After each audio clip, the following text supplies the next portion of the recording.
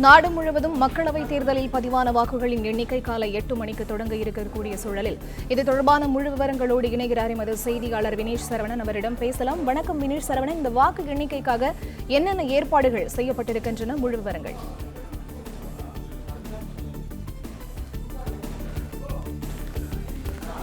மக்களவைத் தேர்தல் 7 கட்டங்களாக நடைபெற்று முடிந்த நிலையில் நாடை எதிர்பார்த்து காத்திருக்கக்கூடிய வாக்கு எண்ணிக்கை இன்று நடைபெற இருக்கிறது. குறிப்பாக தமிழ்நாட்டை பொறுத்தவரை 39 தொகுதிகள், பாண்டிச்சேரி ஒரு தொகுதி என ஒட்டுமொத்தமாக 40 தொகுதிகளுக்கான வாக்கு எண்ணிக்கை தீவிரப்படுத்தப்பட்டிருக்கிறது. குறிப்பாக 7 கட்டங்களாக நடந்து முடிந்த இந்த தேர்தலில் 543 தொகுதிகளுக்கான வாக்கு எண்ணிக்கை இன்று நடைபெறக்கூடிய நிலையில் பல்வேறு ஏற்பாடுகளை இந்திய தேர்தல் ஆணையம் மேற்கொண்டிருக்கிறார்கள். குறிப்பாக 8 மணி அளவில் தபால் வாக்கு எண்ணும் பணி தொடங்கும். அதன் பின்னர் மின்னணு வாக்குப்பதிவு இயந்திரத்தில் பதிவான வாக்குகள் எண்ணக்கூடிய பணி 8:30 மணி அளவில் நடைபெற இருக்கிறது. முதற்கட்டமாக தபால் வாக்குகளை எண்ணி முடிந்த பின்னர் அதற்கான எந்தெந்த வேட்பாளருக்கு எத்தனை வாக்குகள் பெற்றிருக்கிறார்கள் என்ற தகவல் எல்லாம் அங்கு அமைக்கப்பட்டுள்ள கரும்பலகையில் எழுதி போடுவார்கள்.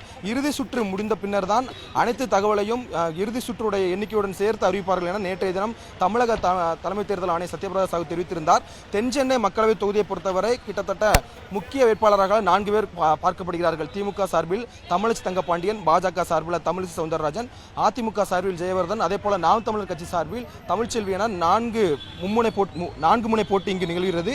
அதே போல இந்த வாக்கு எண்ணும் பணியை பொறுத்தவரை 503 பேர் இங்கு பணியில் ஈடுபட்டிருக்கிறார்கள்.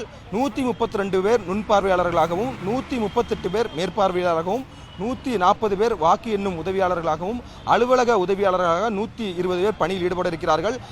விருகம்பாக்கம் தொகுதி, சைதாப்பேட்டை தொகுதி, தியாகராய நகர் தொகுதி என இந்த முதல் கட்டமாக இன்று 3 தொகுதிகள் அண்ணா பல்கலைக்கழகத்திற்கு கூடிய இடதுபுறமாக இருக்கக்கூடிய அரங்குகளில் வாக்கு எண்ணும் பணி நடைபெறும். அதே போல அண்ணா பல்கலைக்கழகத்திற்கு வலதுபுறமாக இருக்கக்கூடிய அரங்குகளில் மயிலாப்பூர், வேளச்சேரி, சோழிங்கநல்லூர் என தனித்தனியாக பிரித்து 6 தொகுதிகளுக்கான வாக்கு எண்ணும் பணி சரியாக 8:30 மணி அளவில் தொடங்க இருக்கிறது.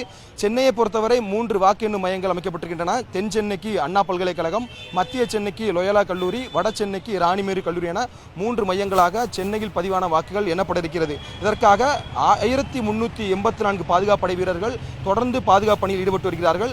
குறிப்பாக தென் சென்னை பொருத்தமானால் ஏற்கனவே இந்த தொகுதியின் எம்பியாக தமிழிசை தங்கப்பாண்டியன் இருக்கிறார். 2014ஆம் ஆண்டு இந்த தொகுதியில் அதிமுக வெற்றி பெற்றிருக்கிறது. இதனால் கடும் போட்டி நிலவுகிறது. கடந்த தேர்தலை பார்க்கும்பொழுது அதிமுக, பாஜக சேர்ந்து தேர்தலை சந்தித்திருந்தார்கள் 2019ஆம் தேர்தலில்.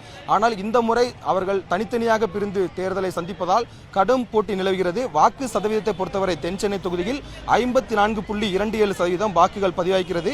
2019ஆம் ஆண்டு மக்களவைத் தேர்தலில் இந்த தொகுதி கடும் போட்டியை சந்தித்திருந்தது. அப்போது தமிழிசை தங்கப்பாண்டியன் அவர்கள் 5,64,872 வாக்குகளை பெற்று 2,62,223 வாக்குகள் வித்தியாசத்தில் வெற்றி பெற்றிருந்தார். 2வது இடத்திற்கு அதிமுக வேட்பாளரான ஜெயவர்தன் அவர்கள் 3,02,649 வாக்குகளை பெற்றிருந்தார். இந்த நிலையில் இந்த தேர்தலில் 4 முனை போட்டி நிலவக்கூடிய நிலையில் யார் வெற்றி பெறுவார் என்ற கருத்து நிலவுகிறது. பெரும்பான்மையான எதிர்பார்ப்பு தென் சென்னை மக்களவையில் இருக்கிறது. ஏனென்றால் தமிழ்நாட்டிலேயே அதிக வாக்காளர்களை கொண்ட சோழிங்கநல்லூர் தொகுதி தென் சென்னையில் தான் இடம் பெற்றிருக்கிறது. ஒட்டுமொத்தமாக 19 லட்சம் வாக்காளர்கள் சோழிங்கநல்லூர் தொகுதி மட்டுமே இருக்கிறார்கள். இதனால் இந்த பகுதியில் 19 மேசைகள் போடப்பட்டு 30 சுற்றுகளாக சோழிங்கநல்லூர் தொகுதியில் வாக்கு எண்ணிக்கை நடைபெறும் என ஏற்கனவே தெரிவித்திருந்தார்கள். ஒவ்வொரு தொகுதிக்கும் தனித்தனியாக 14 மேசைகள் வீதம் 19 சுற்றுகளாக வாக்கு எண்ணிக்கை நடைபெறும். காலை 8:30 மணி முதல் இந்த தென் சென்னை மையத்தில் வாக்கு எண்ணிக்கை நடைபெறும் என தேர்தல் ஆணையம் சார்பில் தெரிவித்திருக்கிறார்கள். இதற்காக இந்த அண்ணா பல்கலைக்கழகம் வளாகத்தில் இருக்கக்கூடிய பகுதி முழுவதுமாகவே போலீசாரின் தீவிர கண்காணிப்பில் இடம்பெற்றிருக்கிறது.